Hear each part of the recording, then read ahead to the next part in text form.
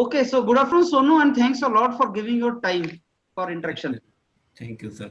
Okay, आपने recently you had your interview in NFL, right? Yes, And you are yes, from sir. mechanical engineering background.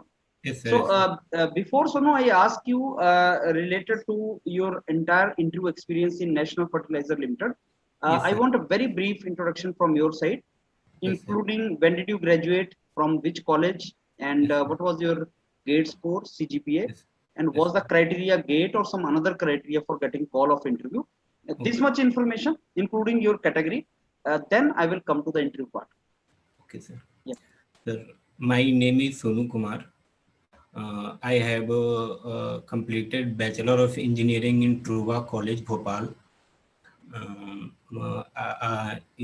In this no gate score, इसमें gate score का कोई role नहीं था sir.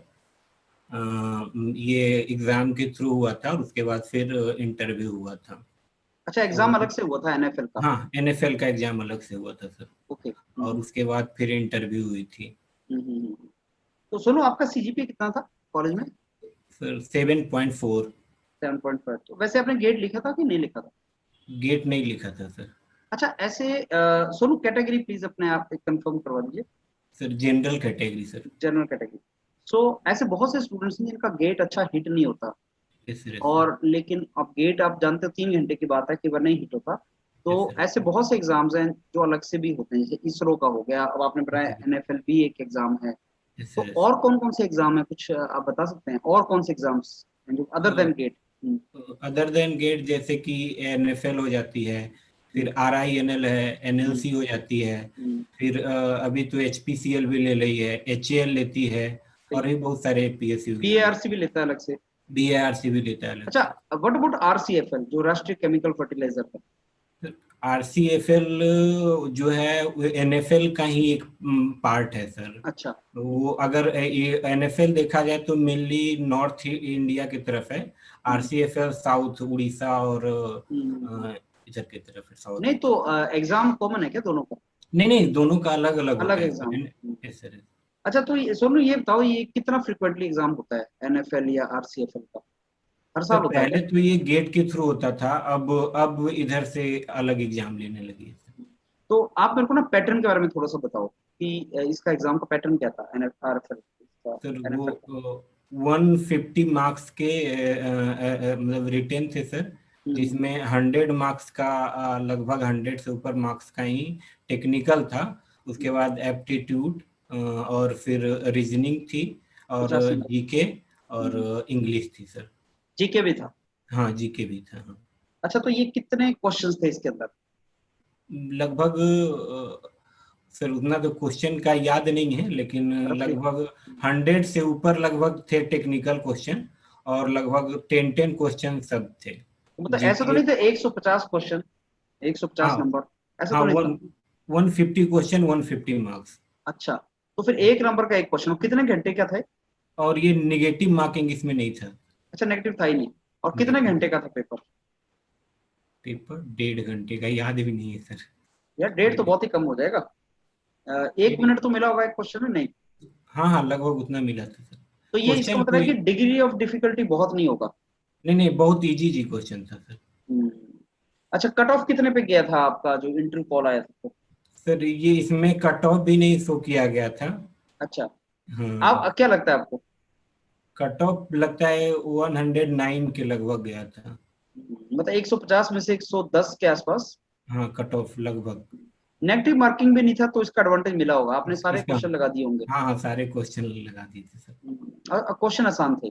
हाँ, question आसान थे sir. अच्छा, जो बच्चा गेट की तैयारी कर रहा है, अगर उसको एनएफएल एग्जाम भी लगाने हैं तो अप्रोच क्या अलग हो सकती है?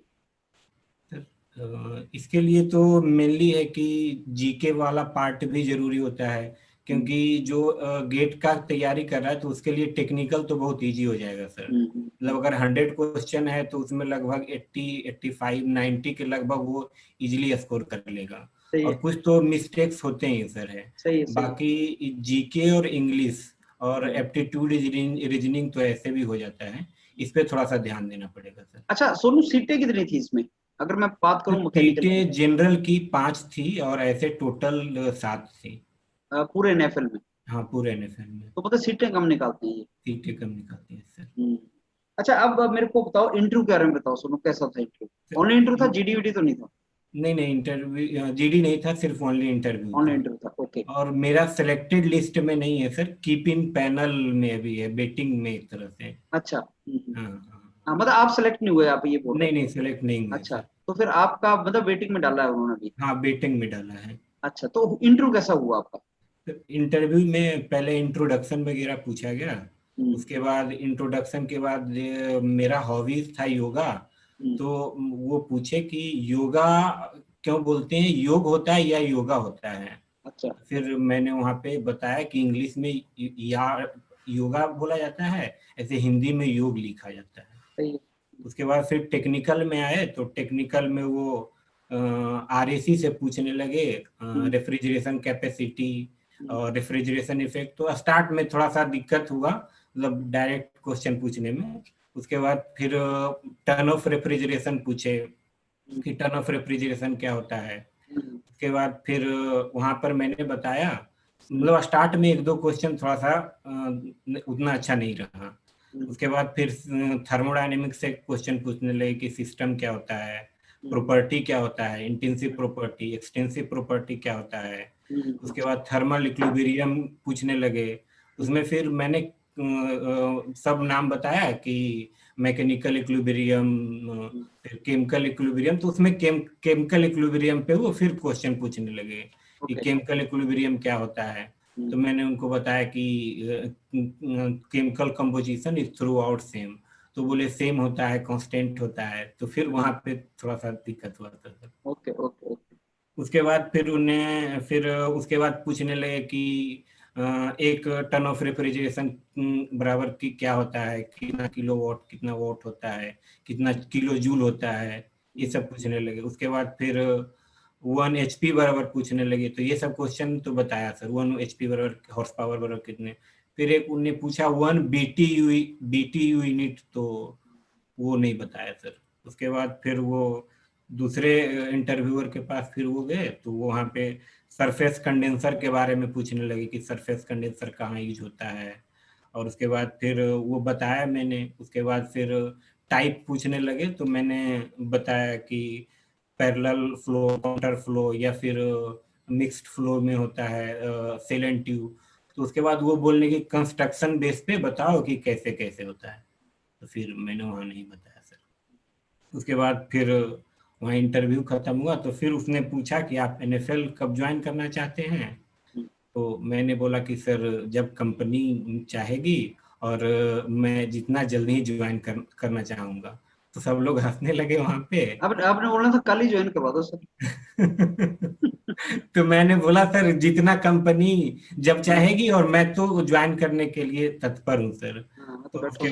उसके बाद फिर बोला कि इसके बहुत सारे ब्रांच है, आप कहाँ ज्वाइन करना चाहोगे। तो मैं बोला मैं तो हर जगह एनीवेयर सर, मैं कहीं भी ज्वाइन कर सकता हूँ। ठीक, थैंक यू, इतना ही हुआ सर। चलो ग्रेट। सोनू, कितने मेंबर थे वहां पे? वहाँ पे मेंबर थे लगभग 6-7 लोग थे। लेकिन मेन एक 3 लोग ही पूछे। एक जो एचआर थे, नरदीप सिंह सर कोई एचआर थे, वो पूछे। और बाकी 2 कोई और थे सर, उनको मास्क लगा था तो पहचान नहीं। तो आपकी वेटिंग कितनी है? बेटिंग सेकेंड में है सर। हो जाएगा, मेरे को लगता है क्लियर हो जाएगा। मेरे को लगता है क्लियर हो जाएगा और आपको मिल जाएगा, इसका सिलेक्शन हो जाएगा। आप अपना तैयारी करते हैं और एग्जाम भी लगाते हैं। हाँ, अभी एचएएल है सर, एचएएल 12 का भी को एग्जाम है, HAL है। Yes yes. एचएएल का भी एग्जाम है, उस पर फोकस करें आप सोनू। हाँ, वो तो and I think you will surely get it. चलो, थैंक्स अ लॉट सोनू। और मैं दोबारा मिलता हूँ आपसे। आपका एग्जाम्स का जो जो इंटरव्यू होता जाएगा, मैं ठीक है। आपका इंटरव्यू एक्सपीरियंस लेता जाऊंगा। और वो इससे बेनिफिट होता है, आप जानते हैं स्टूडेंट्स को इस बेनिफिट तरह से होता है। बहुत बेनिफिट हुआ तो सर। वही मैंने रिकॉर्ड करके तो हम इसको शेयर करते हैं। Okay Sonu, thanks a okay lot. Sir.